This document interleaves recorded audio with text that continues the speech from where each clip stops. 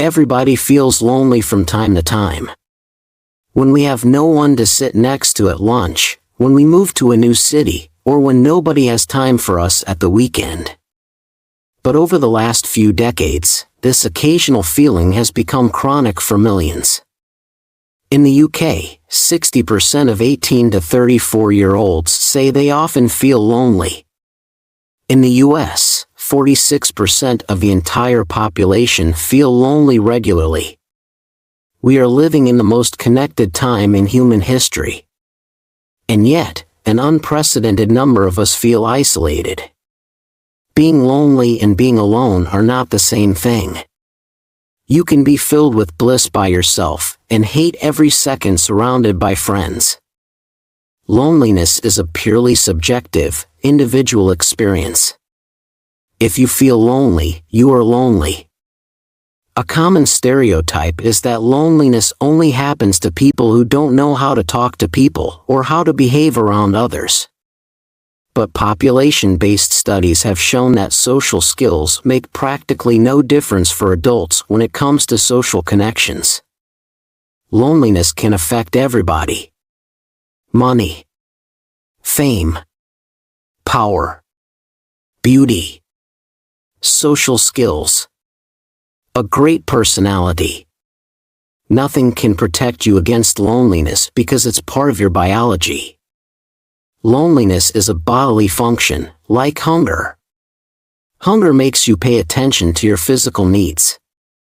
Loneliness makes you pay attention to your social needs.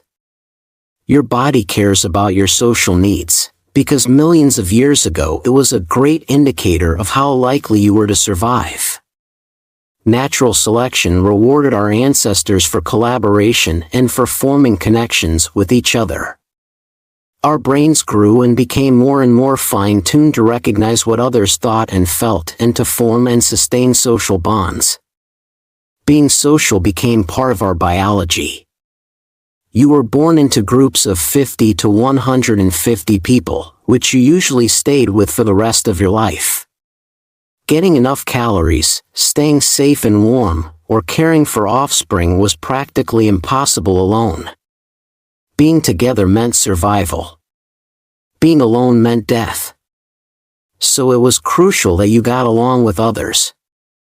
For your ancestors, the most dangerous threat to survival was not being eaten by a lion, but not getting the social vibe of your group and being excluded. To avoid that, your body came up with social pain. Pain of this kind is an evolutionary adaptation to rejection. A sort of early warning system to make sure you stop behavior that would isolate you. Your ancestors who experienced rejection as more painful were more likely to change their behavior when they got rejected and thus stayed in the tribe. While those who did not got kicked out and most likely died. That's why rejections hurt, and even more so, why loneliness is so painful. These mechanisms for keeping us connected worked great for most of our history, until humans began building a new world for themselves.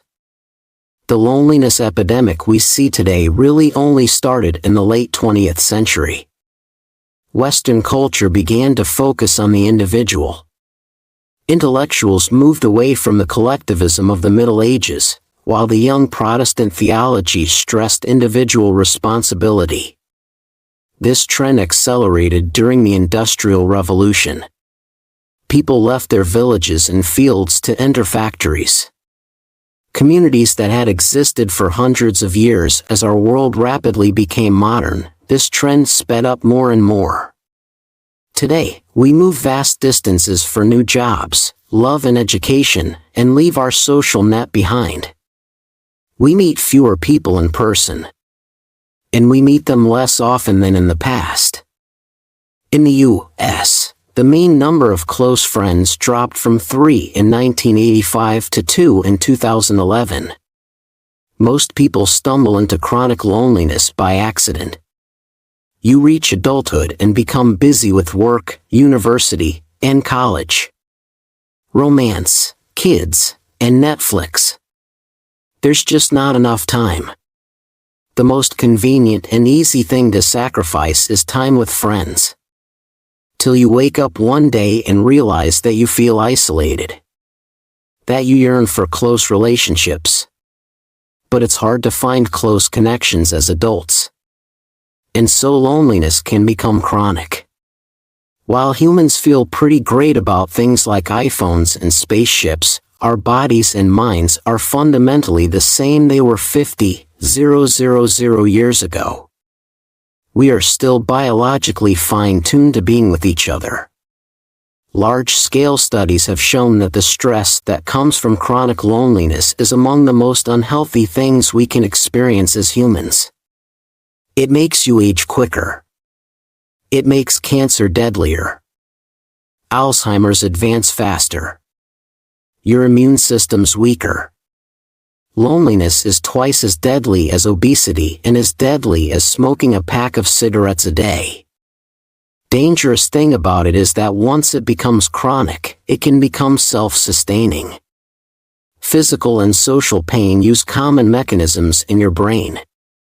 Both feel like a threat, and so social pain leads to immediate and defensive behavior when it's inflicted on you.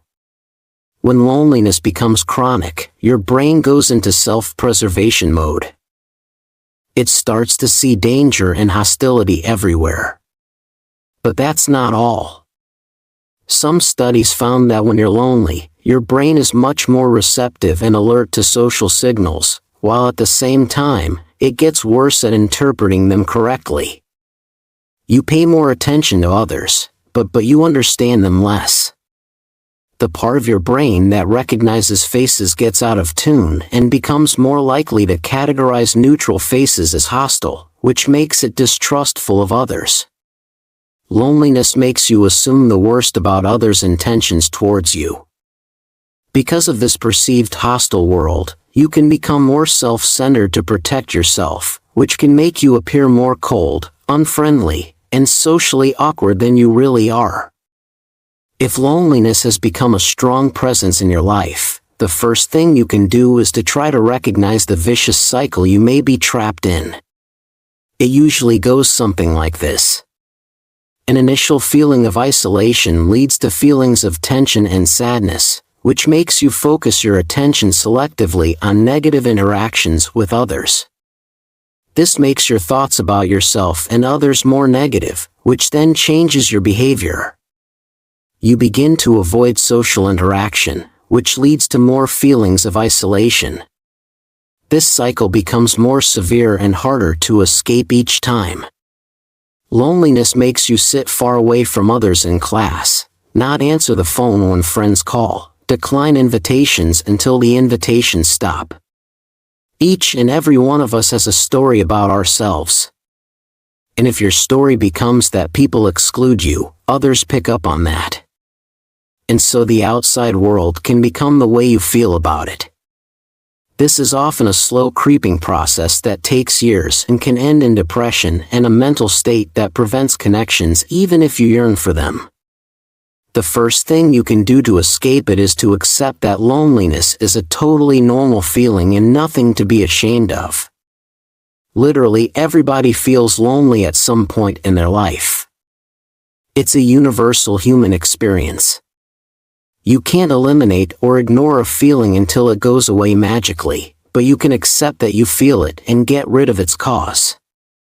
You can self-examine what you focus your attention on, and check if you are selectively concentrating on negative things. Was this interaction with a colleague really negative? Or was it really neutral or even positive? What was the actual content of an interaction? What did the other person say? And did they say something bad?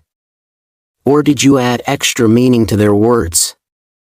Maybe another person was not really reacting negatively, but just short on time. Then there are your thoughts about the world. Are you assuming the worst about others' intentions? Do you enter a social situation and have already decided how it will go? Do you assume others don't want you around? Are you trying to avoid being hurt and not risking opening up?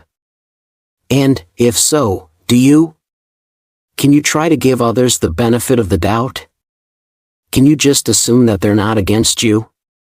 Can you risk being open and vulnerable again? And lastly, your behavior.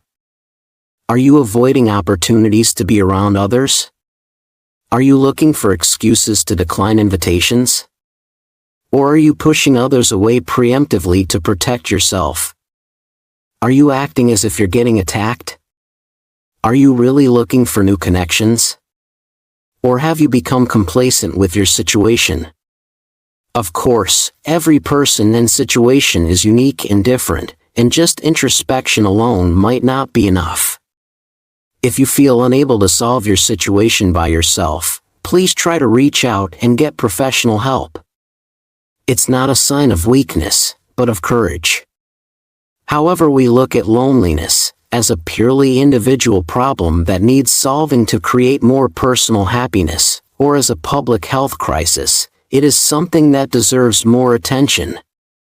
Humans have built a world that's nothing short of amazing, and yet none of the shiny things we've made is able to satisfy or substitute our fundamental biological need for connection. Most animals get what they need from their physical surroundings. We get what we need from each other, and we need to build our artificial human world based on that.